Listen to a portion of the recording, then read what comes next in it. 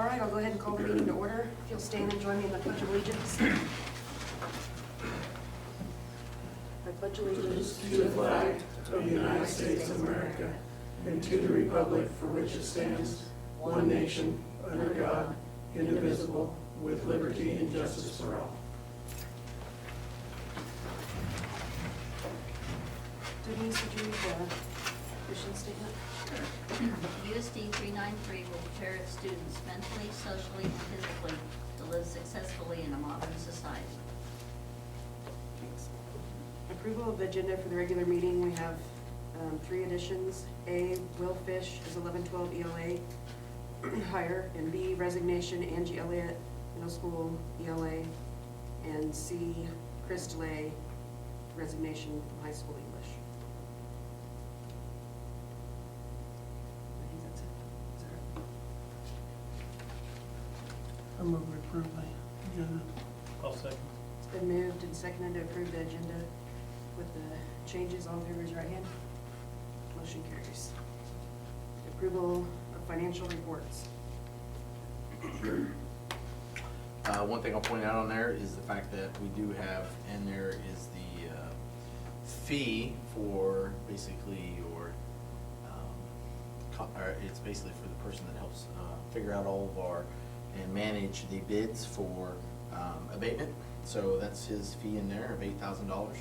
And so that's where we're at there, and they'll start that work, assuming you approve the bid here coming up.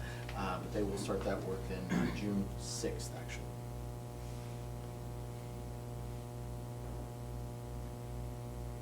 Any Other than that, looking good.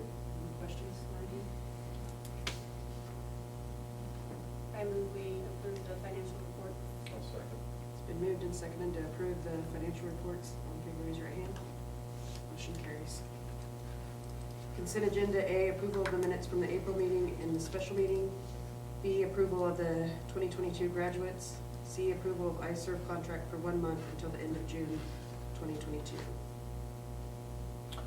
Just to know, so that way people in the audience aren't freaking out. It's not, we're not ending it with iCert. They just got what they wanted in on Friday, and I didn't think that was long enough for you guys to review it, or myself, and then to approve it on Monday. So, and that's why I said let's extend it for 1 month with the price as is, and then we'll talk about the increases, and they can give a more formal presentation to you at the June board meeting.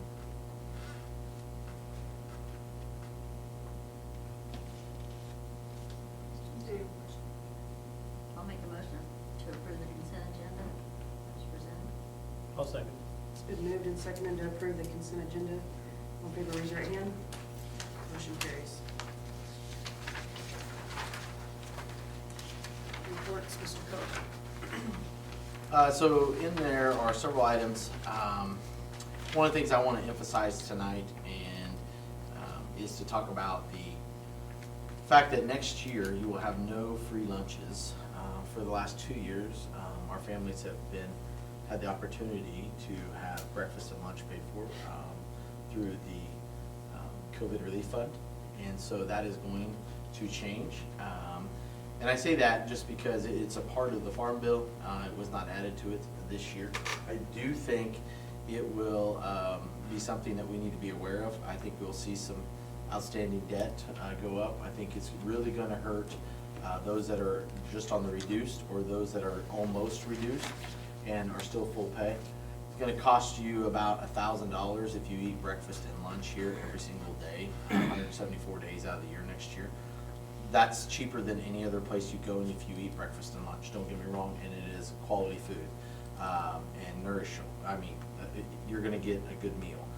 But I also understand that that's probably $1,000 that they did not have budgeted, because for the last 2 years it has been free. So just something we need to be aware of as we head into next year, and really encourage our people that when life changes, that we fill out the free and reduced forms and get back to that. That's important, and that also impacts our funding on other areas. So when you're talking to people this summer at ball games, etc., please make sure that they fill out that free and reduced application. That is very important. It'll go back to the old one, not the one that we use. It'll actually go back to the USDA because it comes out of their money, of course. Audit from last year to this year, good news, it's up 22.8. There's a lot of legislative wrap up in there. I had a great conversation on the way back on Thursday with Mr. Barker for about 45 minutes, talking to him on the way back from some meetings, and where we're at there. I hit, and I want to point out the very last one, or there's two things I want to point out. Lots of other things in there. Feel free to ask those questions and things that were put into the bill, into the bills, and some have not been signed yet by the governor. They do think a few of them will. The needs assessment for each building, you're going to see that's going to look completely different. Our principals, before they leave, are going to see a lot more paperwork as it comes down, thanks to them. We do it already, such things as how many kids are in first grade? There's 50. Well, how many teachers would you like? So we might need another teacher. Or, hey, there's only 12 in first grade, so we don't need another teacher. So we have those discussions all the time.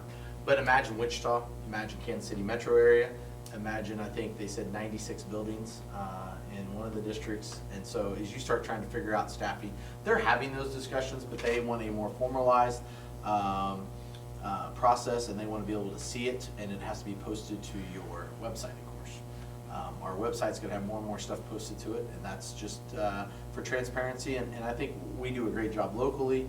You guys do an outstanding job of talking about the needs of our district and then committing funds to it or not committing funds to it. So just some of those things. But the three questions on the need assessment you have to answer are, what are the barriers preventing students from scoring above level 2? And that's important for you to know, because as it comes down to state assessments, what barriers are preventing those people from, well, lack of funding, lack of special ed funding, lack of resources because of that, because a lot of your 1s and 2s are those that are your most at-risk kids. And so more money for at-risk to where we can provide support in the classroom would be great. So that's something that you're gonna have to answer. How do you go to budget to overcome those barriers? For instance, for us, we try to do small class sizes. You guys have said here forever that you want to make sure that if we see a class of 22 with a few behaviors, I remember sitting right over there as an elementary principal in Mr. McCall's spot, and I remember you guys, we had a class that we split as they were going into 2nd grade because there were a lot of behaviors and there were only 22 in that class. And I was like, wow, that was amazing. And I remember running out of here and offering it to a teacher because we had several that we were interviewing. Not the case there. There's not a lot of teachers out there right now. But that was an awesome thing. That's where you actually, provided supports there. And then the last one is that you have to answer as a Board of Education, and I probably shouldn't have put my comment in there. I apologize. It's at the very bottom. I think this is ridiculous. But you as a Board of Education have to make a statement to the public as when will you achieve and have all students above level 2? 4 is the highest, 3, 2 is college ready. So when are you going to move everybody out of level 1? And your answer to that question, in my opinion, should always be when you provide enough funding for us to meet every single need of our students. Which leads to the last one. The most equitable thing that our legislators could do is to flat out fund special education at 92%. They still did not do it. The governor had it in the budget to not get to 92, to get to at least 81, so to raise it 10%. They did not allow that. They took it out of her budget, and 2% is what our increase is. And I'll just tell you that if you don't do a 6% increase, if Salina raises, because Salina is the co-op and they're in charge of the co-op, they're the main district, and so if they raise their, geez, good God, I'm struggling tonight, salaries by 3%, it costs 6% to the co-op. So a 3% raise to Salina employees will cost us at least the 6%.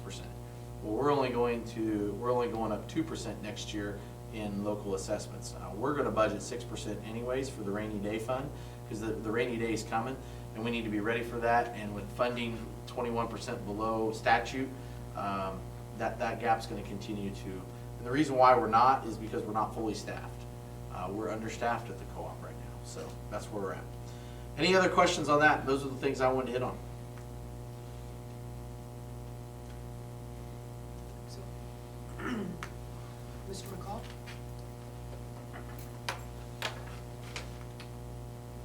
Award assembly for middle school and 8th grade promotion is Tuesday the 17th at 6:30 in the high school gym, followed by dance in the commons until 9. Field day is Friday the 13th, beginning at noon. We had a great Friday night series, concert series the past 3 weeks. I don't know, haven't got to see them, but very impressive concerts this year. Last day for 8th grade is May 17th. PK 4 Reading Incentive Celebration is Wednesday the 18th at the park. PKK Roundup went great. We had 48 signed up and 46 participate, and we did hear from the 2 that didn't. And league track is tomorrow, and the students and coaches have done a great job this season.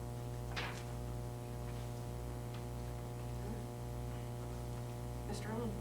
Been a busy time, obviously, it always is in the spring. Lots of events. We hosted league golf today in Salina. So kudos to our golf team. They placed second in the weekday league. And then for the second year in a row, we had the champion for not only the weekday league, but the Heart of the Plains League for both meets.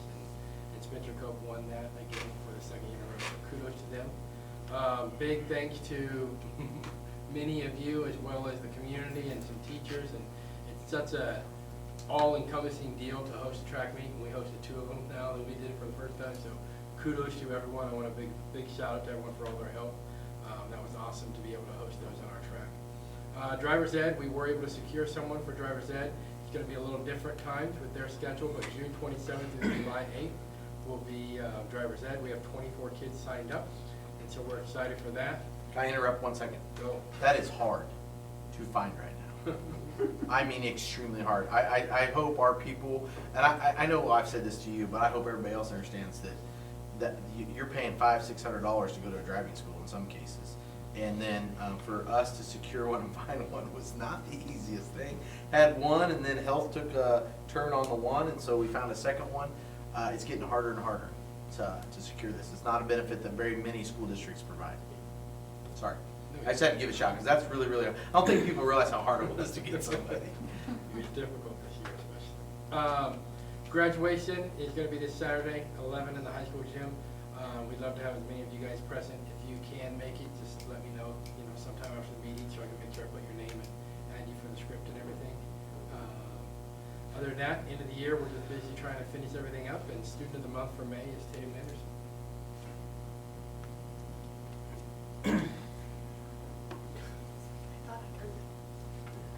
The rec commission, the minutes are from the last meeting are in there. I think we'll talk about that later on. And technology report was in there. Is there anything to point out on that? Not really. Been busy. Yeah, I was gonna say. Yeah, it Busy, very detailed. was And the parents as teachers is in there. Is there any questions on any of those?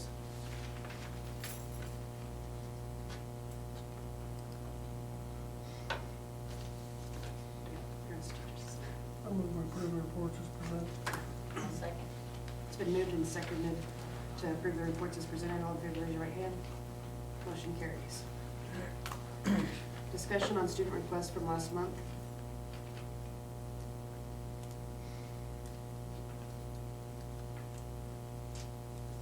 Want to highlight that real quick? So last month, I thought Catherine did an amazing job presenting to you guys, as did Dad. Sorry, not to take away from Dad. But I thought she did an amazing job of presenting the material. She has completed all 28 credits. She's done it in 3 years. And has met all the qualifications for graduation. She's going to do that on Saturday. Now it's a matter of, one of the requests that she had was for her to be selected, have the opportunity to be selected as Valor Sal, and then also have the opportunity to graduate with honors.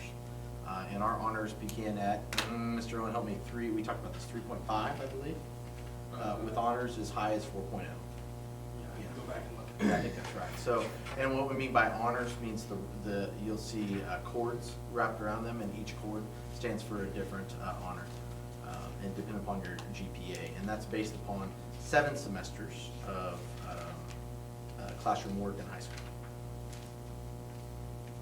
That's board policy. Can't change policy. You guys want to put it on there to discuss tonight. Sort of up to you guys. Which is board policy, the honors or the balance out? The Val and Sal would be the Yes, Val and Sal would be the one. Honors are handbook changes. I think they're in both, but I think its statute is Val Sal. I mean, in your board policy meeting. And I know there's been some discussion in past years. You know, we have more than one valedictorian, more than one salutatorian. We just, I know one year we had multiple ones, and it was like We've had the world blew up, so. Since I've been here, that's not been an issue. Of course, the tiebreaker now, if there's a tie, it goes on their ACT. Because So I think that policy might have been added to break some of those multiple ties, so. And I think it was added when we provided ACT for everyone. But several years ago, the push was for everybody to take the ACT as a junior, so based upon the highest ACT scores, how you rank it. And so we used to have one of each. Since I've been here, we only have one, because we have a tiebreaker in there now. If I remember right, I think you're right, Brad, we had one, and we had no tiebreaker, and it, I'm like, the world came to a dead end. Heard more about that than I did a lot of things. Ashley graduated, I think there was 4 of them or something, that's when we didn't have a way to break the ties, so it was fine. Well, it seemed like the conversation at the time was that the standard must not be real high if we're handing them out to everybody, when it could have been that all 4 of them were very intelligent. Yeah, they were, yeah, Yeah, that so- was, yeah. But that's not the way people thought of it, so. Okay. My personal recommendation, which I don't get a vote, but I put it on there and it's out there for everybody to see right there. So I feel like she should graduate with honors. She achieved the 28 credits and she achieved that GPA. You know, it's just personal opinion on the Val Sal is the 7 semesters is the big kicker for me. But the credits, she fulfilled all those credits. And I could easily see the argument, and I heard it very loud and clear, is that I graduated 28 hours. It just took me only 6 semesters. So should I be punished for the 6 semesters? You know? Now, the next question is it fair to those? No offense to the one that's in here, but what about the ones that she may jump in, that did the 7, that followed the board policy? So there's things that you have to weigh as far as that goes too. Yeah, I kind of feel that the honors is acceptable. The Val Sal, I feel that that's reserved for the senior class myself. That's where I stand. If you- Traditional senior class. Yeah, traditional senior class. So you got other students, 20-some other students that have worked hard for their position to be available for that or have the opportunity for that. So I don't feel that it's any punishment whatsoever to not allow that. That's what kind of struck me on when you came to the board last meeting. You mentioned that it was punishment if we didn't give that to you. I don't see it as punishment. I see that what you've done is excellent. You've made strides in what you've done. Don't let, if they decide not to do that, if we decide not to do that tonight, don't let that hold you back because you got your whole life ahead of you. So it's just my thoughts anyhow. Yeah, I think what Catherine's done is remarkable. You bet. My hat's off to you. It's not something I could have ever done. And I didn't have to worry about being valedictorian or salutatorian, trust me. But I kind of feel the same way. I think it is a senior function. That's why I asked about whether we could have more than one, because if you've got somebody that's eligible for that, then Liz kid here, which, and I mean that with all due respect, young lady, comes up and beats him by just a couple tenths, why that might not be looked on so positively, whether it's right or wrong. I mean, so, but I think what she's done is remarkable, and I think she certainly deserves to graduate. I think she deserves to graduate with honors. And I'd be more than glad and look forward to stand up there and shake your hand, Sarah. I agree with everything you guys just said. Yeah. Definitely, you put in the work, you definitely deserve the honors. But it is in the policy with the 7 semesters. I think if even in the future, if we attempted to change something, I feel like it would have to be a little more of a discussion and kind of pick through it rather than a few weeks before graduation. But that's just my opinion. Well, regardless of what you decide tonight, I do think that one thing is brought to light, it's definitely brought to light the situation. And you're Absolutely. exactly right. I don't think you want to rush into anything. I think you would have discussion and the impacts of what it looks like down the road. Okay, because if you rush into something, then there might be something here the next meeting. And do I think that and Mark said it best, that it's also not just about this, it's also about the next person that takes the Yeah. journey that Mhm. Catherine chose. Absolutely. And so then how do we protect that? Are there things that we can change in our wording that still protects the policy itself? And I do think there are some things down the road in just gathering that and then bringing it and looking for possible policy change. But that's a lot of factors that go way back even before this point right here. So what changes would we have to make to do that? Just allow So for her to graduate with honors, you just need to make a motion that I fully support Catherine graduating with honors on Saturday. And then if you want to go the other route, then you would need to change the policy, and I can get you those numbers, and they're in the folder here, in last month's folder. Just sort of the direction that you guys want to go as a board. I would make the motion that we, as a board, allow Catherine to graduate with honors I second. Saturday. And I don't, what field are you looking at, Catherine? What field are you looking at going into? What field?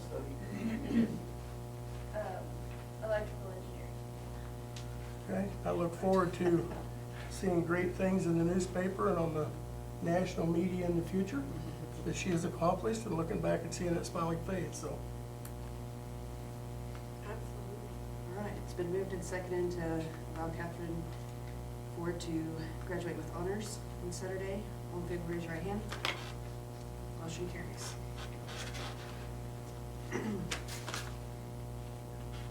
Thank you. Approve abatement bid for sections of the elementary. You had 3 bids. 3? Was there more than that? Sorry. Might have been more than 3 bids. Thank you for 4 bids, and there was quite a range in bids and quite a range in timeline. We talked about that earlier today.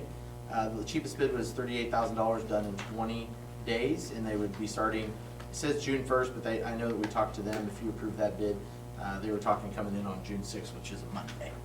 So that would, and the only reason why I say that's big for us, because there's a lot of movement that has to happen by June 1st or June 6th with a 3-day weekend in there as well. So that's the reason why I like the June 6th. So you would just need a motion to approve the bid from, I'm trying to get them up there, sorry. So I want to make sure everybody can see the bids. What was their biggest reason for, I had to turn mine sideways, I'm sorry. What was the big reason for the discrepancies? I mean, there's a big jump between some of them. There's probably some people in this room that are a lot smarter about that than I am. Typically, somebody's gonna Mike, send somebody I would else. say to read it. capacity. A lot of times these companies are booked up, say at the end of the year for this coming summer. That's probably one of the biggest things I know. The higher one probably has travel in there, being on they're out of Kansas City area. So coming out here, they're not gonna be making day trips or, but they're There was booked one up from Nebraska. somewhere. So those would probably be the 2 big things, is just their capacity to take on the work and travel. So you had 4 bids, just because I know there's people that might be watching it, it's not on there. Lowest one was $38,500, highest one was $94,700. And then you had 2 other bids, one at $58,800 and one at $78,000. So work days range from 20 all the way to 30. So So the ISI. ISI is the one that you need to approve as ISI environmental for the abatement of the rooms specified in the bid. I move to approve ISI for the bid for abatement. It's been moved and seconded to approve ISI for the abatement. All in favor, raise your right hand. Motion carries. Okay, USD 393 strategic plan item. Target area develop a plan for long-term facility improvements. Update on the progress of the facility project.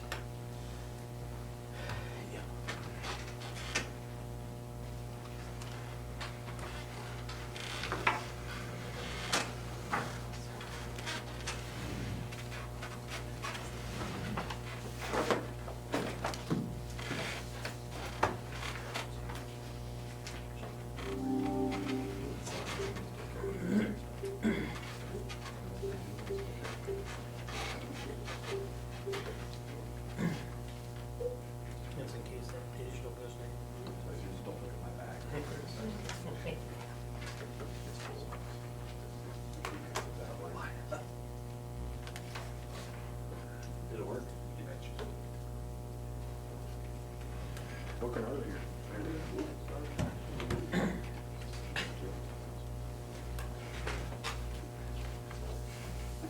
All right.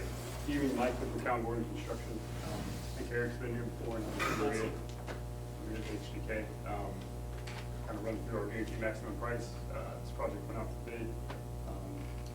Here, we got documents in March 16th, and then had a bid day of 4/11. Between that time frame, held a big bid walk here, so we walked through several contractors and answered lots of questions and worked through pre-bid items prior to giving those bids, and then since then, we've been working through those, trying to get to the right scope, the right price, and present here today. Total of 82 bids, which is right around what we see for most schools, so right in line with what we've done on a lot of other projects here recently. Kind of a building overview, and I can try to zoom into different places and use a pointer on the screen, but the scope includes a new elementary wing in place of the old that would come down, a new cafeteria and kitchen area, along with kind of a patio area included, and then work to the existing locker rooms and restrooms in the middle school area, and then the shop is redone as well, with a concrete kind of pad outside that. So that's kind of the main scope that's included with the bids. Brianna, if there's anything to add there? Good to go?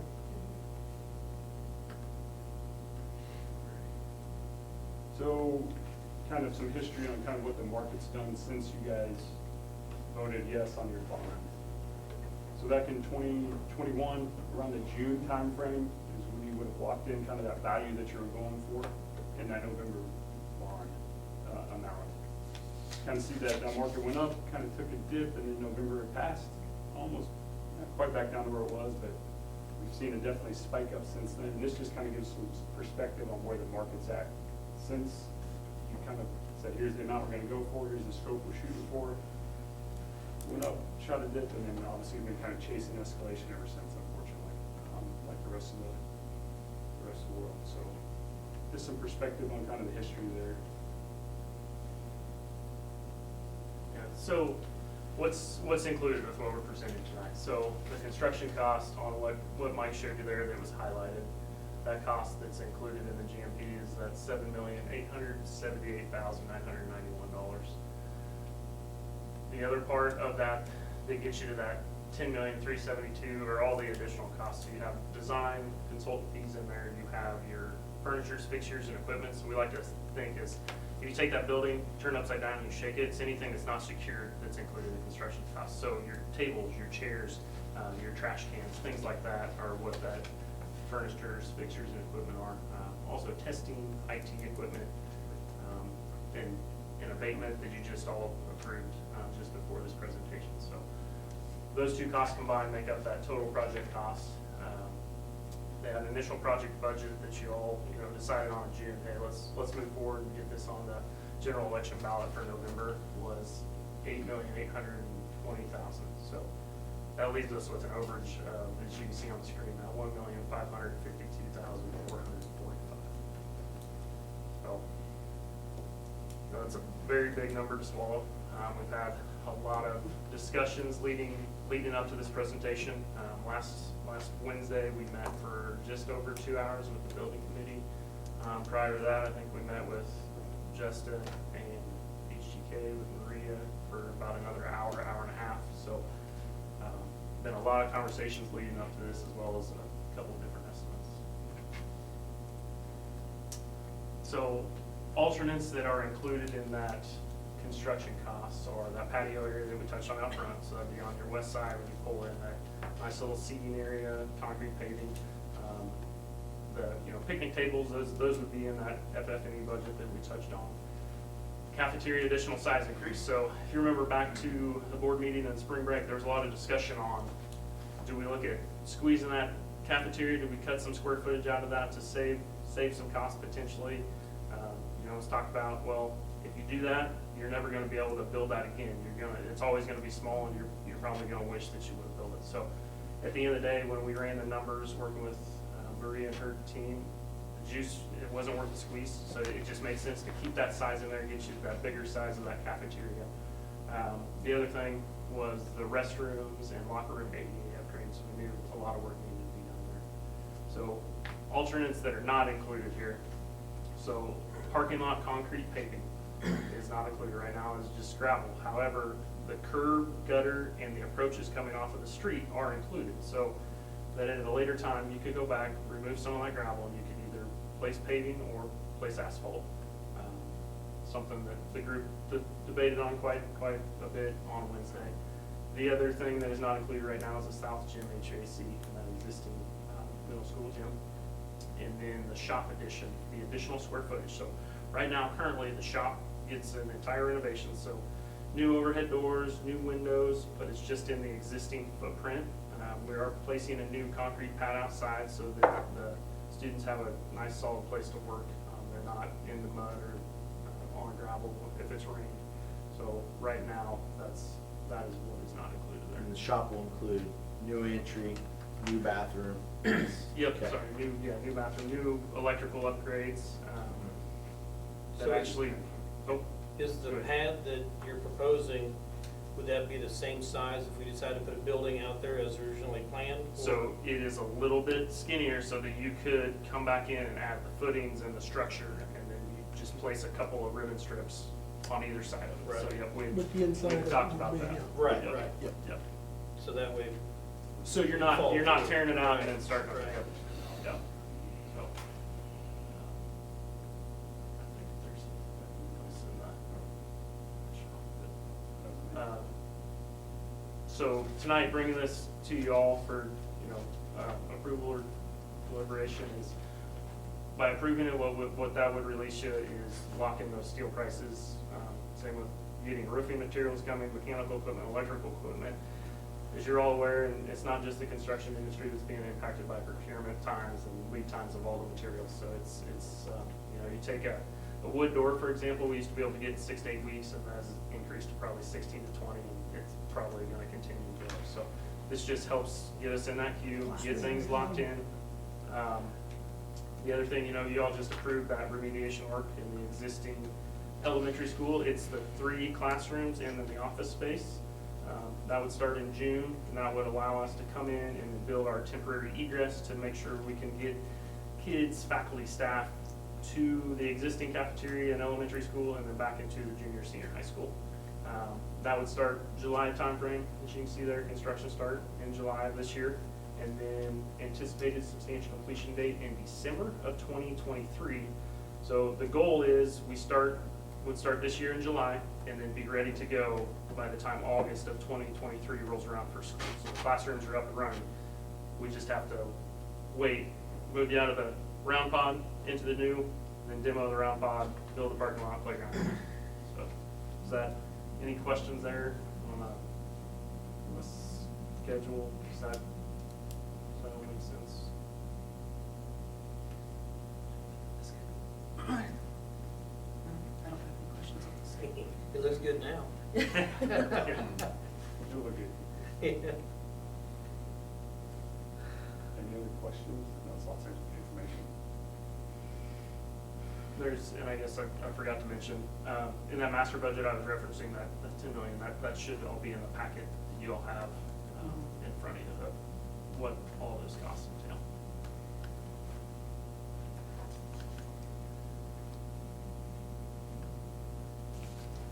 Let's go through the list. Mike, do you have anything to add from the committee? Well, we spent a lot of time on this, with this, on the bond, and going through it. And we knew going in there were gonna be some cuts and stuff, and these cuts that were made wasn't made lightheartedly. I mean, we spent the time and went through them,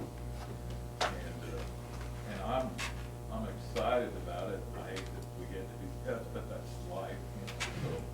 But I support what they presented as a bond committee person. I'm excited about it, and like I say, we spend a lot of time going through this, extra time and with everything that's going on. But I totally support, and I represent the bond committee. I support what they're presented.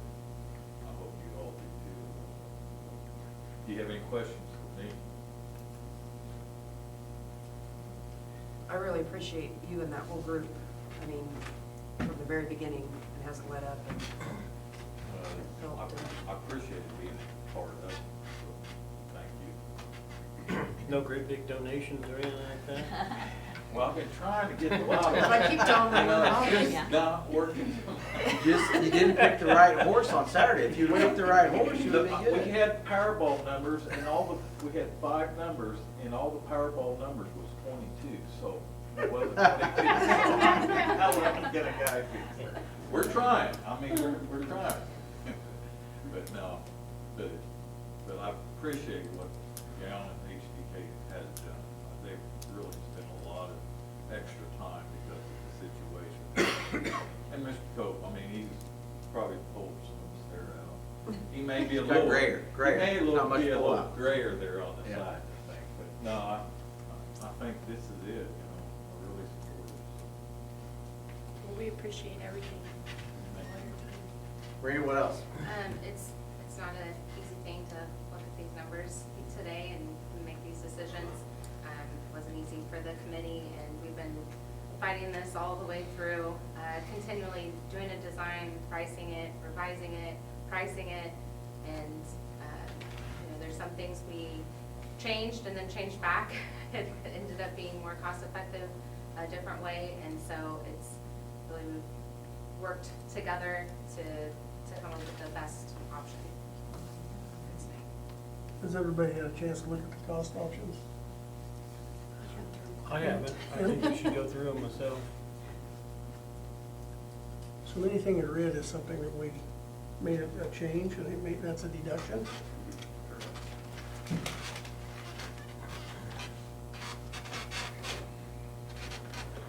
One of my questions was, the bids are locked in, are only good till When- tonight or the- tomorrow?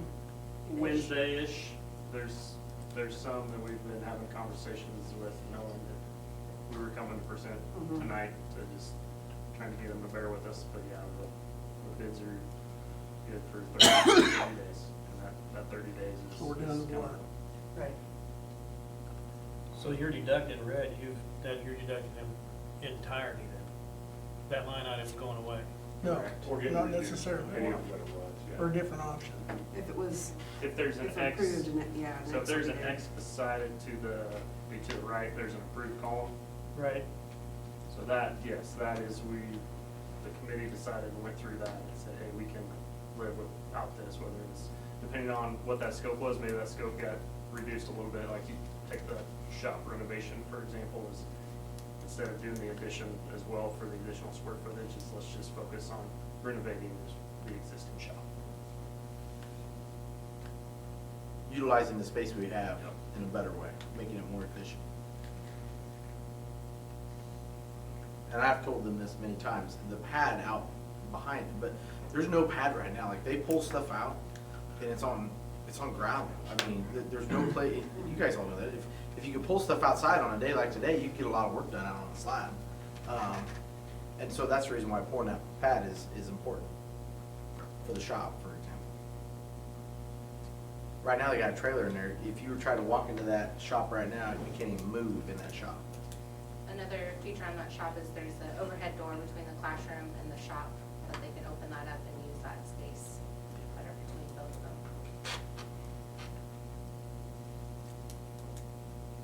I commend the committee. I mean, it was 2 hours of debate and what and why and how you do it. So, I mean, that group went through it with a fine-tooth comb, trust me. None of it was easy. What would it be if we put everything, what would it have come in at if we had everything that we talked about originally? I mean, There everything. was an additional, is it 2.1 to 2.3 million Over what we are. over what we are. Correct, yeah. So about $12 million in change.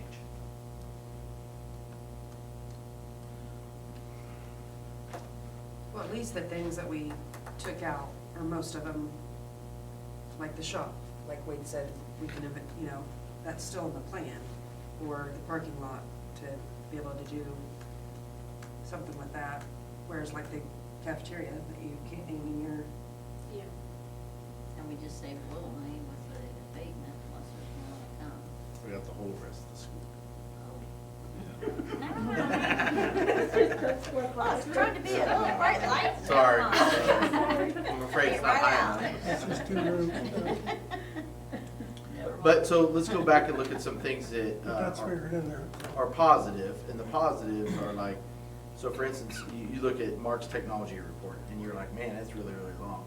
Mark sits in on those meetings, and I'm just gonna tell you that he's very valuable in the fact that, okay, well, I can write this grant, and this grant to help alleviate that. If they can rough it in, he can pull the wires, he can do the switches, he can do some of those things to where he can save us some money on the back end on those type of technology or security things. There's different ways that we have partnered there. And that adds up. That was actually a bigger, I mean, you're talking a couple $100,000 in savings there. And every little piece, we debated a $20,000 expense. I mean, 20,000 adds up, enough of them, for sure. You know, we debate about that outside seating area at the cafeteria. You know, that's the front of the school, you know, I mean, that's a focal point. That's what people are gonna see the most. You know, we discussed that, you know, that's, felt that we need to keep that in there for that reason. Some of those things we might be able to grab through the budget at times and picking away at it a little bit here and there. So the blueprints and the plans are ours, and Yeah. so, you know, when they're, let's say February of '24, is that right? February 24, when they're out and on to the next project, we're gonna have the plans and you're gonna have the alternate. Now, is it gonna cost that? No, it's probably gonna cost more. But we'll at least have the design in our possession to where we can take it and say, hey, we're ready, I think we have some funds, we can go out and bid this out. And so at least it's already been designed, everything's been planned for us in the And future. most of them were labeled as alternate, so it would be Yep. easy for someone to Go grab it. easily. And free changes after February, correct?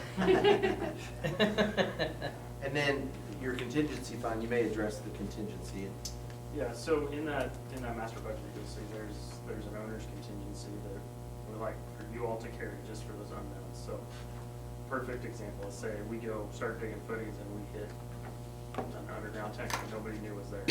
That fund is meant for items like those unforeseen. But, you know, the hope is we don't run into any of those, so that as the project goes, we can sit down and say, hey, we're feeling really good how things are going. Let's work with Marie and her group and figure out, okay, what are those high priority items that we didn't get at day one, but let's look at day 300 and see, do we feel comfortable saying, yeah, you know what, go ahead, go put your parking lot in.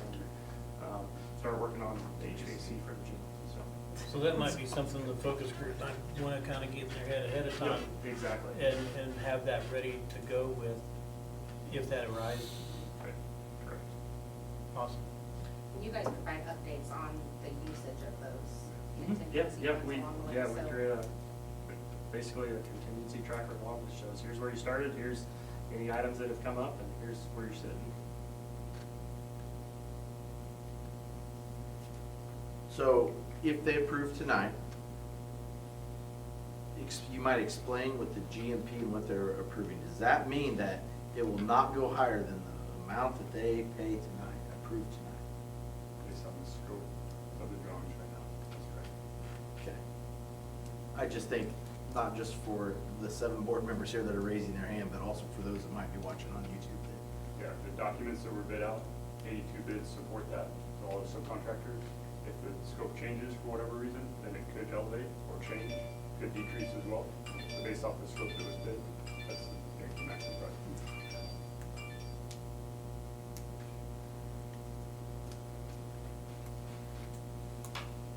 That's just something I know I have heard from our community. When does that mean when we're locked in at our whatever amount? That's a good point.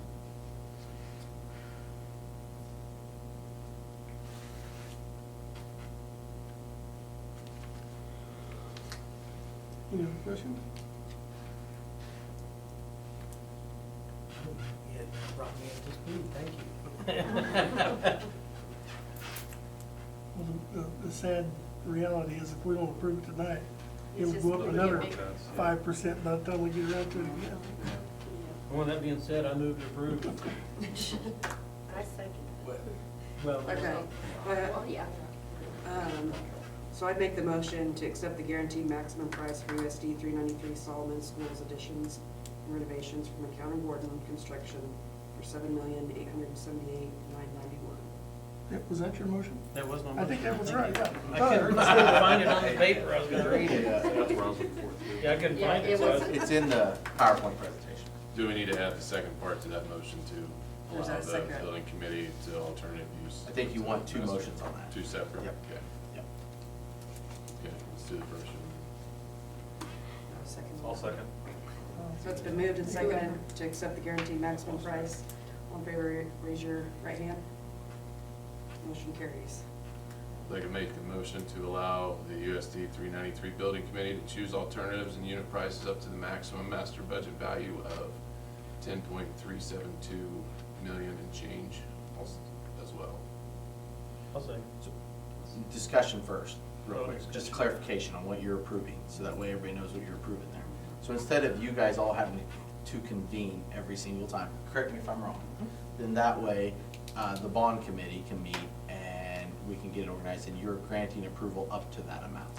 Anything beyond that amount would require your 7 votes. And the bond committee being, The group that met to get to the number where we're at today, that they brought to you, that bond So committee. like, when Andrew met with you and the committee members, like Mike. Correct, like Mike's on the bond committee. The one in- Mark, Chardine's on the bond committee. That's why Dean Ann's like this, oh my God. Dean Ann's on the bond committee. There you go, Dean So, Ann. yeah. Some aren't really wanting to raise their hands for God. Yes. That's what you're granting. I still second. I just want to make sure there's clarity on what you're Yeah. granting. It's good for yours. Yeah. Okay, so it's been moved and seconded to allow USD 393 building committee to choose alternates and unit prices up to maximum master budget value of $10,372,445. All in favor, raise your right hand. Motion carries. Say ouch, or raise your hands. Thank you. Thank you all, guys. Thank you all. Thank you for all of your time. Crane tomorrow. Let's go. Yep. That's right. Hey, maybe one thing though, I did, thank you. so they did finally get the, before you guys leave, just to make sure I'm saying this right, because the one update, we finally know how we're gonna tie the elementary school into the main school here. So, and it's gonna be the safest way, the fire marshal gave approval, correct?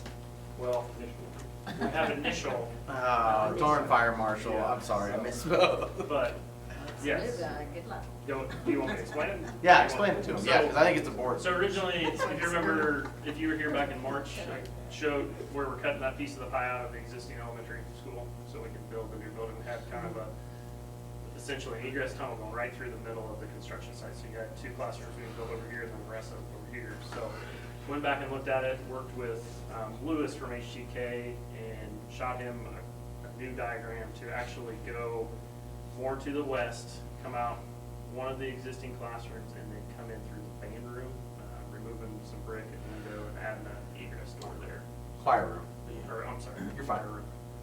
So at first glance, it looks like all the calculations work with that. We just need a final sign off from the state. There is a negative to it, which means the vocal room will be smaller. But the But- positive side, it is much safer to get kids, faculty, staff back and forth to the elementary/cafeteria area and then to the junior center. That's a win. Yeah. Yeah, That's the most important thing. perfect. Yeah. Keep it safe. Thank you. Appreciate your time. Thank you all.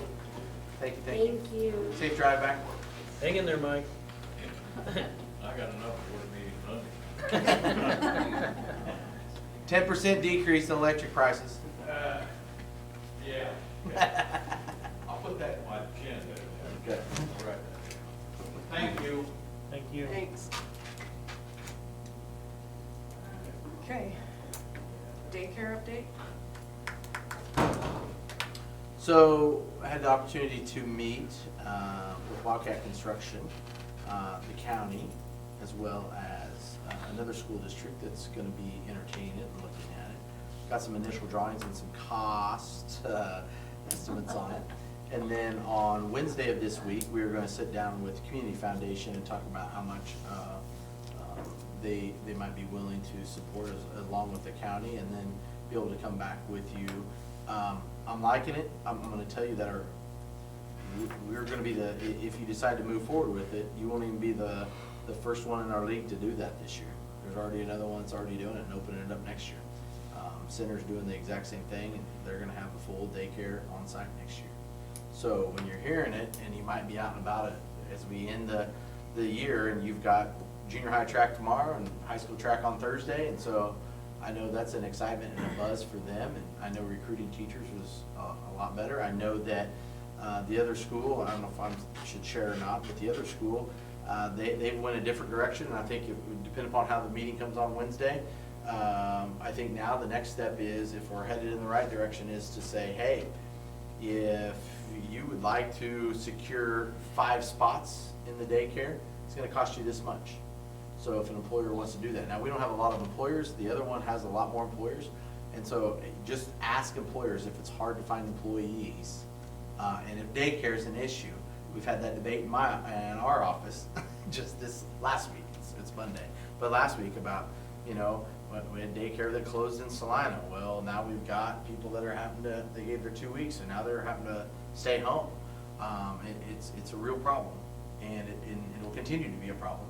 And employment will continue to be a problem until we can solve that solution. That and housing, that's the next one, is housing. But daycare is an issue right now. Unless you're living it, you don't understand it, unless you're living it. And hopefully some of the people in your circles are in your ear about it, because it is something we need to do, for sure. It was a pain when my kids were younger, and the 2 people we used are gone, so. Yeah. I tend couldn't imagine.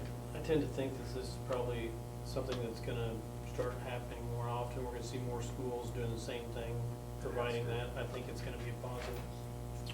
I don't think it's just gonna be in Dickinson County. I think we saw when we went on the tour of the schools in Fairfield, is that where that was? Fairfield, they've got it, yep. That was, although they had portable classrooms, that wasn't very, it fits for them, because they had to do some with them anyhow, but But the feedback from their teachers oh, yeah. is just, yeah. The one teacher flat out told you the only reason why she's staying there is because Yep. yeah. they don't get paid as much, but that is a huge benefit. But her daughter was there. Yeah, and she goes, I get to go over and see my daughter, Yep. so I'm gonna stay. Yep. So, with that and with our daycare, you saw what our preschool numbers were. Yeah. And our kindergarten enrollment numbers. And now that, we have some that are like, not to put Mr. Owen on the spot, because he's up, but, his daughter was a 3-year-old and was in it this year. And so we've got several that, between the 3s and 4s, We're gonna have to turn some away. and we're gonna have to turn some away, because we have so many people that want. So, I've turned some away from the preschool. It's a real deal. So, it's a good problem to have, but a bad problem, because early childhood is your best investment in education.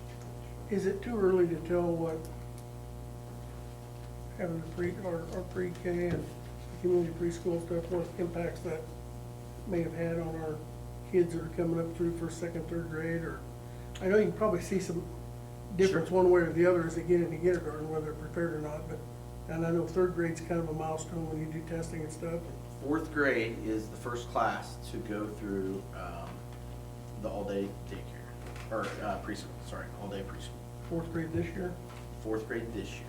And the 5th graders, when they came in just as kindergartners, were 20 percentile higher than those that did not go to all-day preschool. So the class that is 5th graders were 20 percentile lower than what our 4th graders were. Has it been consistent the last 4 years then too? Well, it's hard to judge, because if you were to compare it to the 5th graders, yes.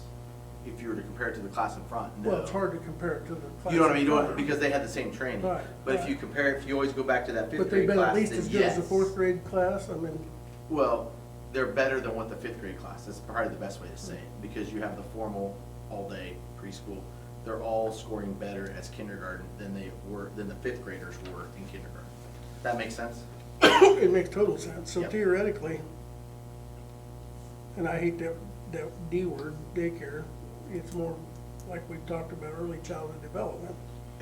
Yes. But if we get those kids into a structured environment similar to what the pre-K and the community preschool has done a year or two younger, or 3 years younger, and get them a little bit more structured, you know, at that age appropriate, they might be more prepared by the time they get into kindergarten, first, second grade. A facility, a daycare facility that has a structure base to it, your kids are always going to come in, not always, that's a wrong word, let me make sure I choose my words wisely there. Because there are some parents that can afford to stay home with their kids and provide an unbelievable experience and take them to all the different opportunities that kids can have. But for a family of two that is maybe at the poverty level line, let's talk at-risk kids who are at the poverty level line, more formalized daycare option where they can take the, you know, just like you have food stamps, you have vouchers for daycare as well. And so if they could take the voucher and come into our daycare, they're gonna be better off when they come in, and I keep pointing to Mr. McCall, they're gonna be better when they come into the 3 and 4-year-old all-day program. And it's an easy transition from our daycare facility to our 3-year-old program, which is all day, and then our 4-year, because they're already going all day to daycare. So it's not like it's a big deal to go to an all-day 3-year-old, and then an all-day 4-year-old, and then you start kindergarten. So, yes, especially those that are at risk. Those that don't come from poverty or not at the at-risk line, or come from 2-parent homes, sure, they're gonna be ready for kindergarten. It's those that that come in identified as at risk. Am I misspeaking? Is there a better way to say it, Mr. McCall? No, and then the other thing I just want to add is that you and I, we went through those numbers last year, because we start state assessments in 3rd grade. So this year's 4th grade, but took their first state assessments last year. And we pulled those numbers apart, and that was some, which is then why I got on the let's add 3-year-olds. Yes. Because we were missing, you know, we had 7 open spots last year, so, yeah. Our 3rd graders last year scored off the charts compared to, yeah, Present that, okay. yeah. I'm remembering. Then the group that was 4th graders last year when they were 3rd graders, and you can go all the way back to where we started our 4-year-old all day long, our 4-year-old all day pre-K. And that's what I've seen from the beginning of starting to talk about this, is the added bonus to everything else we've talked about, is we're gonna prepare our kids and make them even that much smarter. And help attract the teachers, take care of a community issue, help build our community. I mean, all the above that is so positive, so. Not only that, you get them in there that early, and it's also gonna start directing their behavior in the right direction too, hopefully. But, Or you learn a behavior a lot sooner. Yeah. You're exposed to Well, behavior. at least There's you- 2 ways to look at the behavior side. Right. I would love to say that, but I don't know. but at least there would be some structure. Yes, yes. I meant that positively. No, I know, it's like, I wish I could say that. Can't always say that about behavior. So the Sure. one thing that maybe they didn't glean from your comments was that we're at the point where we're waiting on a bid from the contractor, similar to what we did tonight, to see if, number one, the funding sources can afford to buy the buildings that we need. And if it can, then we're gonna wanna sign the dotted line as soon as possible to get that locked in, because they're telling us too that structure steel's the end of the year before it's gonna be delivered. So the There's a lot of earliest, things they could do between now and then, so. yeah, the earliest you would do would be, he said that they could get it in probably by December, steel, and probably wouldn't have the project completed until summer of next summer. So you're looking at everything new, moving into the new elementary school, moving into the new daycare, and so on and so forth. If the funding all comes through. If you're asking us to foot any of the funding, it would be, you just saw. Okay? Yeah. But if you're looking at, if all you're providing is salary, then yes, absolutely, that's money well spent if it's salary. That would be my recommendation to you, because I can now go over to, I'm not gonna say their names, but 2 of our teachers and say, listen, relax. And they are freaking out right now because they do not have daycare secured for next year. And that is a real feeling. And I get goosebumps because we were in the same boat with 3 kids in daycare when we were in Seneca. And I remember going, we're moving back home because we don't have anybody to help and there's no other way. And I said, we might as well get family around us. And praise the Lord, somebody came through and renovated it and said, no, locally, we need this daycare open. And it housed 50-some people, 50-some babies and kids. It was a huge facility. And so you take that many families in a small community, it's gonna impact. And same thing here, how much more attractive would it be for people to move here if you have a daycare facility here? Not only that,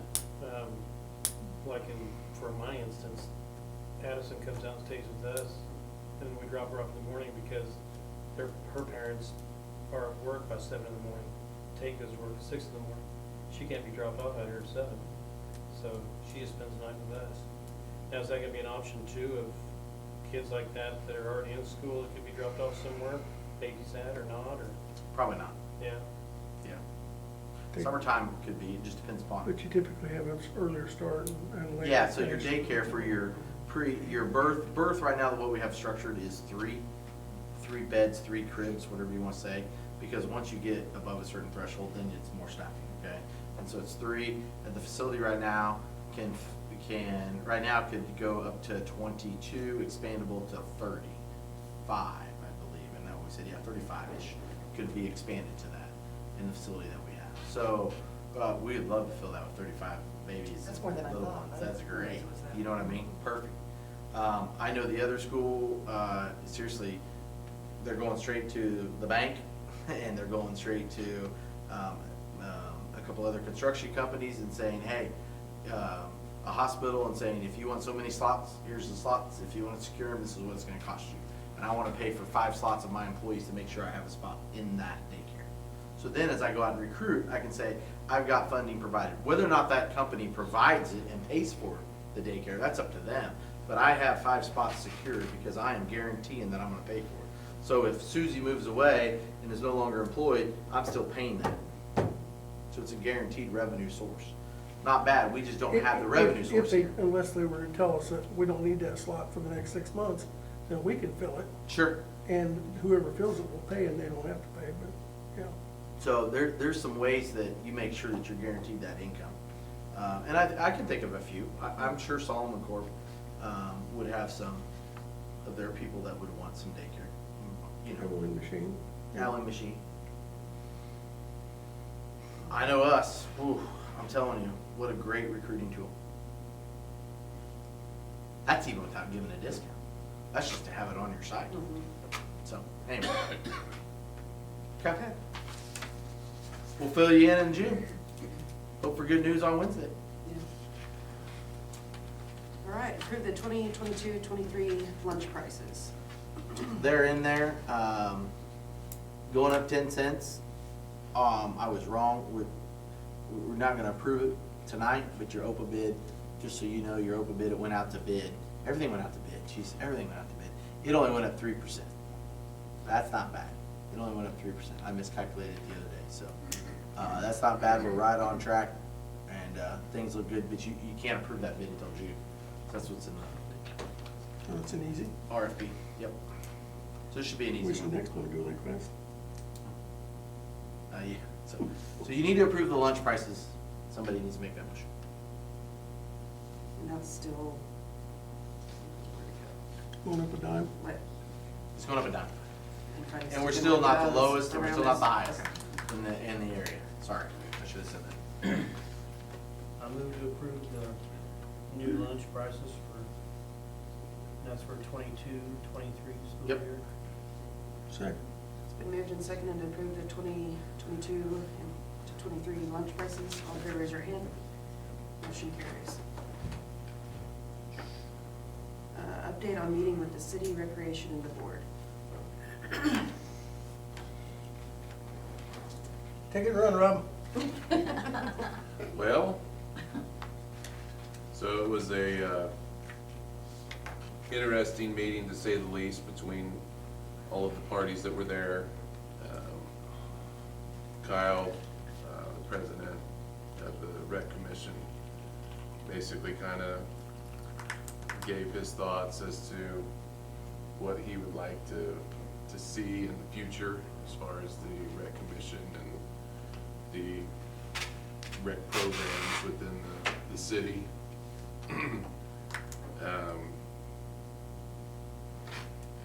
Liz was there too. Yeah, yeah. As far as, I mean, personally, I think that the rec commission is probably, they have reached an impasse with some of the people within the community, with different groups. So, to help with their liability situation, they're requesting, I don't know, a merge or a dissolving or something to put it back on to people that have been elected for positions, such as us. So my personal opinion on it, I believe that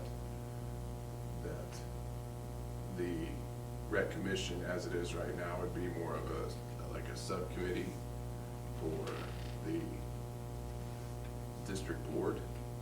So I know it's a little bit, it may seem like a little bit more on the plate for us per se, but it would be more of we'd have a little bit more control over what was going on as far as the future of the community would be. So as far as athletic, academic, just rec programs in general. So, and there's a lot of different ways. I mean, we talked back and forth for 45 minutes to almost the entire meeting about how we would be able to structure it and everything else. And, I think everything's on the table right now as far as directionally what we could do. It's just a matter of whether or not we wanted to take the responsibility of being kind of the advocate for everything now. So, which I would like to, personally myself, I would like to see that. So. Yeah, I think it was clearly obvious to me that the rec board members are tired. They're tired of a number of things. They're tired of trying to attract help, get help, like everybody is. They're tired of the way their help's been treated. That's part of the problem. I think that's the underlying problem from some community members and the way the coaches are treated. And so I think that's another issue that needs to be dealt with somehow. And so, but by putting it under us, I mean, I suggested that we continue to have them as advisors and kind of do the day-to-day stuff, but they didn't seem to want to walk that dog at all. They kind of want to put it back on us. And so what we talked about was having a city employee that would, or a board employee that would be over rec, that would be similar to the AD or something like that, that they'd be in charge of rec programs year round, and maybe easier to attract that person because they most probably get benefits. She's gonna add it to Mr. Owen's contract. But that would be, Great. I mean, just spitballing here, that would be something separate from our current staff, correct? Probably have to be, yeah. Because I think I that don't some know. of that could be a little overwhelming. Long-term, yes. Yeah. Short-term, we'll see. We'll see.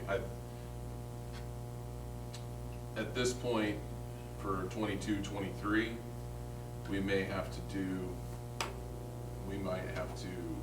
entice the supplementals that are in their chosen activity to maybe sweeten the deal through the rec department and maybe give some of that for them to do stuff on the weekends maybe, which I would be all in favor of. That way they can build a foundation for what they want to do anyway. I think that's good. What was good about basketball this year was put in the basketball coaches. Right, I mean, yeah. And so then Like you're the building football up team to does it the from the camp. beginning, yeah. Right, right. Well, and the way I kind of look at it now anyhow is we're already doing everything for the kids it as a hindrance at all. Yeah. I see it as a positive. Plus Because it's not monetarily, going it'd be a anywhere bonus. right now. Right. So if it's If you- broken, then I say let's fix it, and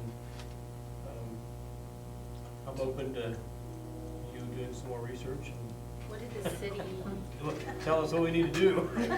As far as the city, I heard no such activity as far as us not being, them being in favor of it. There wasn't any sort of static or negativity or. What was your question? that sort of well, I just didn't know where the city stood on it, if they were willing to help in any way, or if they, just Yeah. watch their hands. Yeah. Well, I think they were ready, so a couple things, is they were ready to make a motion that night with just two of them there. The guy said, whoa, you can't do that, okay? Same thing with you guys tonight, it's discussion only. Yeah. The next steps that would have to happen, if you're, I think you need to continue to discuss this, but the next steps on how this would go down, and we still need to check with legal to make sure on some of this.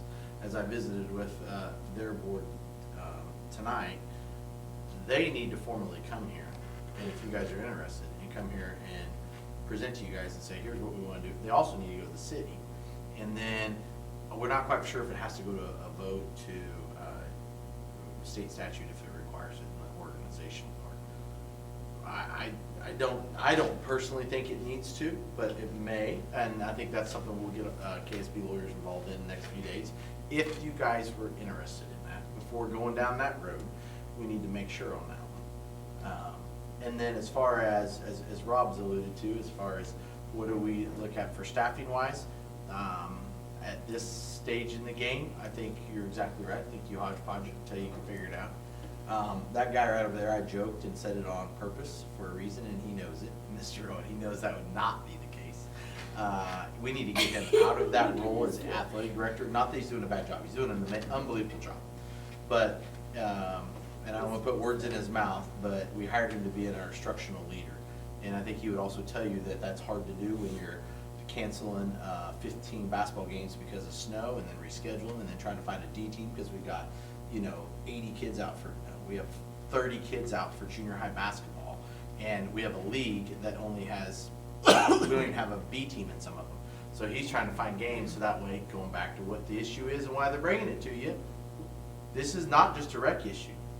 Why do people yell and scream at him? Why do people yell and scream at our coaches? Because we got some people that don't understand to have a civil conversation. Correct. And then just want to go after people. And the same thing's happening on the rec, and as they alluded, they just don't feel like, do we have the liability coverage to cover that? Whereas you guys do as board members, and you are all elected officials where they're appointed officials. That's where they struggle because they're appointed. And not trying to take it out down the road, do I think we can partner it with something? Yes, I do believe we can do that. Just pulling it out of the cloud. Right now, we have full-time substitutes. How many substitutes do we have in the building today, guys? See, look at that. Did you see that reaction? 9 tomorrow. 9 tomorrow. We have 9 substitutes in the building tomorrow. We have substitutes in the building every single day. So if we had a full-time substitute, which we have 2 of them, so could that substitute, full-time substitute, also be our athletic director and be the rec coordinator, be on a flex schedule to where, hey, if they don't have anything, they're not coming in, because it's a 12-month contract. That's the other thing. It does look a little bit different. So it'd take a special one, but it's not something you're going to hire here on May 9th. It's not something you're going to have ready to go for next school year. But is it something we can work towards? Absolutely. But there's a lot of steps before we get to that point. Can't get the cart before the horse. You kind of hit on the second point. I heard somebody mumble down there about the aggressiveness of spectators, parents, whatever. And Society. The abusing of the officials, the coaches, anybody that makes a mistake out there that's not going to go away. And that's probably something that's going to have to get addressed here probably sooner than later. What? Because And I thought you just- guys did a good job during the season. Remember, we talked about sportsmanship at a board meeting. You did a very good job of addressing that. I think that's what you got to do, and I think that's where they are struggling, because you all went before the voters, and it's the whole, the whole district, and you took an oath that you're going to do what's best for kids. And unfortunately for them, there's not a lot of backing because they were appointed by you guys. And so sometimes that's hard to lay the hammer. Well, and when someone has that complaint like that, it's way more comfortable and easier for them to walk into that rec meeting and go off on them versus getting put on the agenda and put up here in front of all of us and the whole town and have to, you know, I think some of that could Be held potentially accountable, reduced. yeah. Yeah, you have to be accountable for what you're actually saying, and so. There'll be some that won't care, just understand that. Oh, yeah. They'll still get up and say it, Yeah. so I just want you to be aware of that. That we've totally lost sight of the reason we have a recreation commission. Exactly. We have a recreation commission to provide activities, not only for our kids, mainly for our children, but also for the adults in our entire community. And we're so busy fighting fires, and people are being run off that are excellent people that are willing to provide those opportunities. But our people won't let them provide the opportunity. Right. Yeah. And so, you know, the kids are the ones that are losing. Yep, absolutely. Yeah, and the only reason I asked the question about the city is because I grew up in a little bit bigger city, so for me, like typical places, your rec program, your parks and rec is employed under the city, and so that's why I didn't, but it sounds like they're maybe not. And the reason for that, just so everybody understands, is that our assessed valuation, which is how you base, their revenue is based upon assessed valuation. So the city is so much smaller assessed valuation Yeah. than ours, so that's why you use ours instead. So you can be formed two ways, city or by a school district. By a school district. So 1 mil is what they collect currently. They can generate up to 3, I believe. 3 mils, I think, is what a rec can generate. No reason for that, for what our rec provides. There's no reason for that. And so, that's the reason why they do it. It's about $30,000. That's what they get every year. I And a think little bit extra. if they assess more than 3, then it's for benefits and something. Yeah. Retirement or something. So would that be transferred? So it would not change anything. It stays in its own separate Right. fund, nothing combines. That's what you're gonna ask. I was gonna, well, yeah, it's separate, but it would still be per rec. Oh, yeah. It would Yeah, be yeah, right, yeah, yeah, right. yeah. You, as other schools that have done this, you would not be the first to do this. It's done across the state. You would run 2 meetings. Yay, you do it on the same night. But you could do it at 6:15, 6:30, and you run right into your meeting, you adjourn, and then you have it. So you deal with rec business, and then you run it right into your rec. Well, I think the school provides more opportunities to combine that with things than the city. You know, if they had to get another employee, what do you, yeah. Well, and we heard so much in the bond project and the strategic planning, the community wanting the school and the community to be more united. I think this kind of maybe shows a little bit like we want to do what's best for the kids and, My job is to provide both sides. yeah. The other side is that you're gonna have more headaches. I just want you to know that as 7 elected officials. Think about any sports season that you have, okay? So the nice thing about next Thursday is that everybody's gonna leave for the summer. And you as a board get to come to 2 meetings in June and July where you organize, you can talk about policy, you can talk about future, you can do some strategic planning, and even in August you can do that. Well, now when you go to a Monday, Tuesday, Thursday, Wednesday, Friday, whatever, you're gonna go to that ball diamond during June, and you're gonna hear about everything that is wrong over there. And then you're gonna come back and you're gonna, yeah, I'm just saying, there's 2 sides to everything, so just be careful what you're getting yourself signed up for too. I gotta preside both sides. We'll go in whatever direction you guys decide and what they decide as a rec board. Because I don't know if the whole rec board, I think they're entertaining it. I wouldn't say that they'd have to make a motion and come to you. And I don't know if there's more discussion after I left Dean Ann or not tonight, so. So I don't know where they're at. There's 3 of them there tonight. Yeah. So anyways. The other thing that we maybe need to touch on just a little bit is the 2 appointees Oh, for yeah. the school board, their appointments are up June 30. Okay, I didn't know if it was beginning or. So you have to, and it's for a 4-year, so the city has to do the same thing with theirs. You have to decide if those are the 2 that you would want to represent you moving forward, or if you want to go with someone else. So And with that is for, So we did do that at our June meeting? Well, the ones that are on there aren't interested in moving forward, right? That was the message I got. I wouldn't the other say night. that. Wouldn't say that. Oh, okay. So if we absorb it, and take that over, is the city still gonna appoint their 2 people? Mm-mm. Or we will start? Theirs aren't out, ours are out. You, I'm just you- saying at the you end of are. that. We would You be are the- the rec We board. would be the rec board and fulfill then. You are the rec. Gotcha. I know it's early on, but are there any extra costs that are gonna be associated with what, say, what's coming in from 1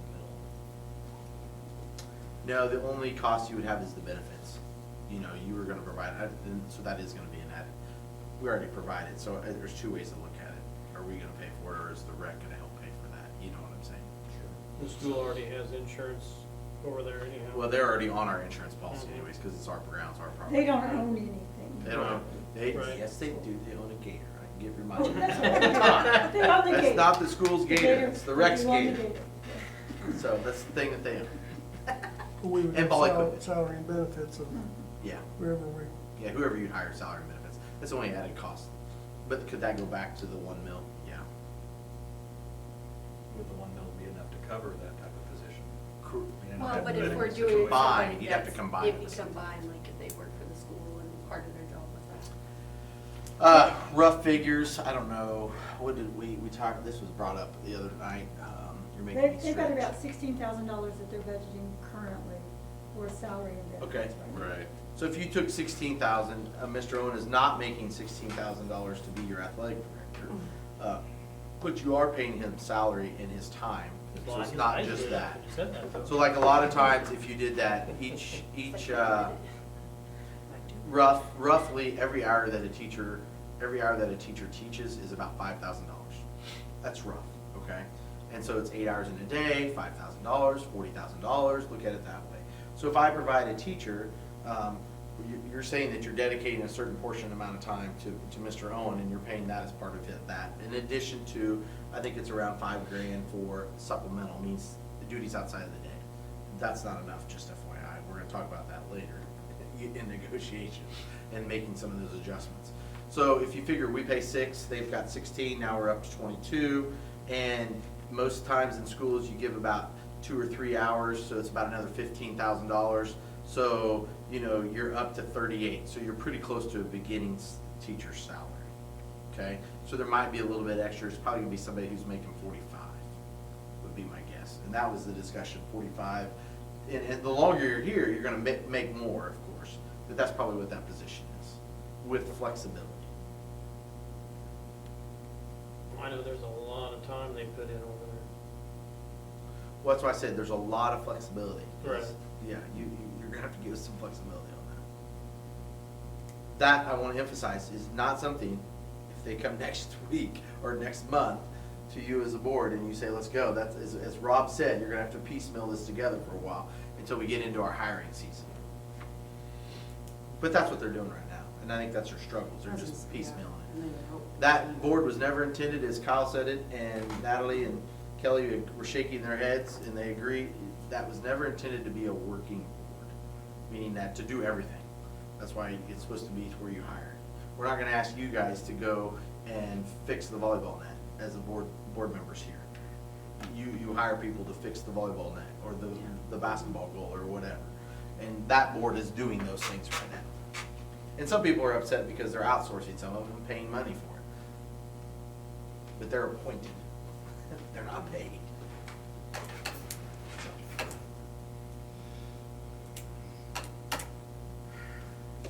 Good either way, whatever. So I need to report back to them and tell them that it's okay. You're somewhat interested. I don't think we got a lot of choice, to be honest with you. We gotta do something for the kids, so. Continue, I think. Move ahead. So it would take city approval, it would take their approval, and take your approval. And then find out what legal says. I will find out what legal says. And the city was ready to do it at that meeting. They wanted to make a motion there, so you know where they're at, and you know where that's at. It's just sort of gonna be where you guys are at after we find out what the legal part of it is. Yeah, and the reason that I say that is because when it was formed, it went to an election. And it was a joint sponsor, city, school, and then the school levels. So if we now become a school sponsored, I think you have to go back to the bylaws. And I think that's because they were collecting a mill though. That's where I don't know, because they were adding a mill levy to the tax base, to the taxpayers, Whereas now, you're just shifting the mill levy, although we still collect. But you're reorganizing. Right, so I don't know if the reorganization is gonna require it or not. So their option will be either to dissolve or reorganize. Well, I think they have to dissolve in the manner that they're organizing now, Mhm. and then reorganize as the school sponsor. Gotcha. But it may require. And it may require Monstrance, it may an require an election, yeah. election. Yeah. That's where we could bring the lawyers in. But if it wasn't even a fever for you guys to move forward as a whole board, we weren't gonna spend time with legal. My opinion. I'm with Denise, I'm scared to death of it. I am, that's all. At what point do we not become the dumping ground for anything? A little problem pop up or something like this, hell, give it to the school. And There's nothing else to give to the school. we'll do something. Well, I mean, if the city is ready to dump it now, you know that it's not gonna improve anything from here on out. Yeah. So somebody's gotta pick up the pieces and make it a functioning event. You know, so the 30 years or 33 years that I've been here, my boy went through ball on those fields, and I've seen hundreds of other kids go across those football fields, and that's not something I'm willing to give up, so. Well, the difference is the city right now, you own all the property, number one, as a board. The school district does. Number two, you're the taxing entity. And then number three, the city has representatives on the board, but as far as like their contributions, they provide no financial contributions. They used to provide the water, and now the rec has to pay for the water, which is fine. I mean, that's their right. I'm just telling you, as far as things that the city provides, it would just be the two appointees. So did the city give a reason why they were just ready to walk away? Because once again, they really don't have a stake in the game. Does that make sense? You're providing the fields, you're providing everything out there as far as the facilities go. just about everything for the staff. They don't want the Yeah, responsibility. the city's not The providing the staff. responsibility or the headache. Exactly, Yeah. exactly. That's the reason why it does make the most common sense for it to fall into, if you're gonna do this, is to go underneath the school. If you're gonna do that. Okay. We'll get with legal, sounds like, and then whether or not they come on June, that's sort of up to them. I have major reservations, but that's just. That's why we look into it. Well, but that doesn't So mean we that just look it's into it. gonna be Yeah. approved, that doesn't mean it's approved. I said, let's get with legal and find out what the next Yeah, steps is. we need to have a little more information. Big old snowball. Oh, I know, we have to do something, yeah, I agree with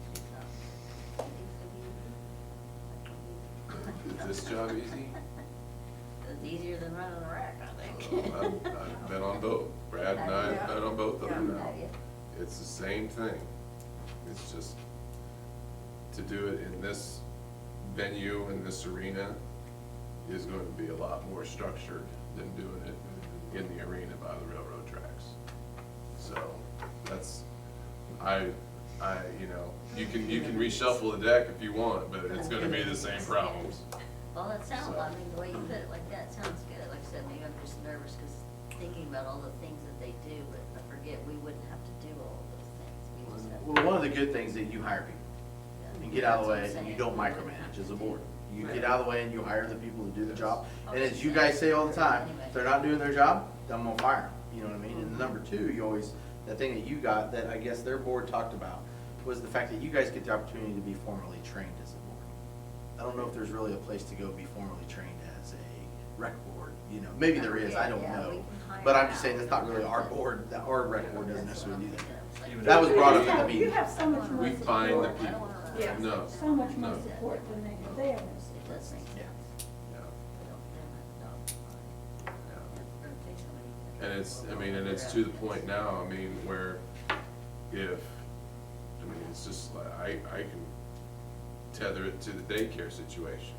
You know, if the community is going to prosper, this is part of it too, just like that daycare. So, I agree. so. You gotta look at the light at the end of the tunnel. You can't just worry about the problems. I'm looking at what can it be? But can we address the problems before we look at the light? Oh, you're gonna have to address the Right. problems. But But you that's can't what go I'm in it saying. But we blindly can't go either. in there and address the problems if we have no sales. Right. Yeah, there's certain steps that you have to take. Take it a step at a time, check with the lawyers. Okay. I agree. Okay. Future dates and topics, May 14th is graduation, 11 a.m. It's just the process. May 19th is the last day of school. May 20th is the end of the year banquet at noon. And June 13th is our next board meeting at 7 o'clock. Executive session to discuss negotiations. I move we're going to executive session to discuss negotiations and non-elected personnel for a matter of 20 minutes to start at 8:35. Second. Okay, it's been moved and seconded to go into executive session for 20 minutes, starting at 8:35. All in favor, raise your right hand. Motion carries. Bring your Chromebooks, because remember, we gotta get a cast, we gotta be able to cast, you can't cast them.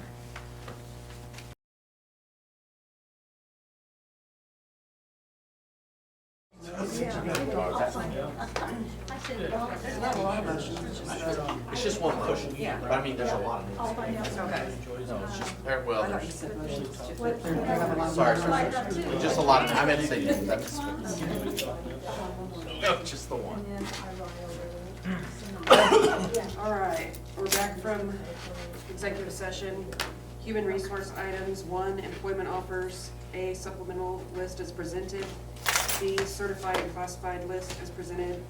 And C, hire of Will Fish, high school ELA. So, I didn't even talk about Mr. Fish. He's coming from, did I talk about this to you? No, you're not. What a dart. Sorry. Mr. Fish comes to us from Massachusetts. That's quite true. Here's the reason, he has been out, I'm not gonna get into all the details. He, asked the question, it showed up on a national board, cause I said, I'm trying to put it over there. And he's been to the Midwest, taught for a year, and then COVID hit, so he went back home with family. Loved the Midwest, and the first thing he asked me, he goes, do you want me to teach people, or do you want me to just manage people and babysit? Really? Wow. And I said, let's have a conversation. So we had a great conversation. What's the difference? He'll be able to teach all of our upper level. He's taught at the collegiate level. Oh, he's gonna be good. He's gonna be really, him and Nick were geeking out over ELA stuff, and I'm like, great. I have no idea what he's talking about. So that's what Nick's. He's done a lot of Yeah. ACT prep work. Lots of Lots ACT of prep work, so ACT. he will take over our junior, senior English classes. Hold around for every week. I let my to-be junior know that. So anyway, he'll be excited though. Yeah. I'm excited to have him. Good deal. And then 2 resignations. A, Jessica Grant, ELA. B, Madeline Schmidt from junior high chair, dance, and assistant junior high basketball. C, Zeta Gillespie, pre-K. D, Angie Elliott, middle school ELA. And E, Ted DeLay, high school ELA. Christy. Chris DeLay.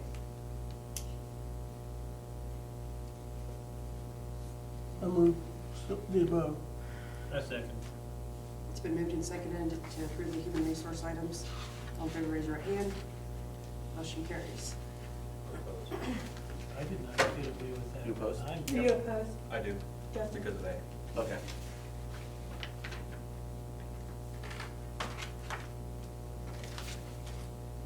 I'll move we adjourn if that's what we're waiting on. I second. Been moved and seconded to adjourn. All in favor, raise your right hand. Motion carries. Is that 1A or 2A that you opposed? 1. Okay. Really noted. No. I saw- No. Go, definitely no. I mean, I was just, there was some sarcastic in there, but No, clarification. Yeah, I yeah. understand, yeah, no. Hey, make sure I have the annotated before you.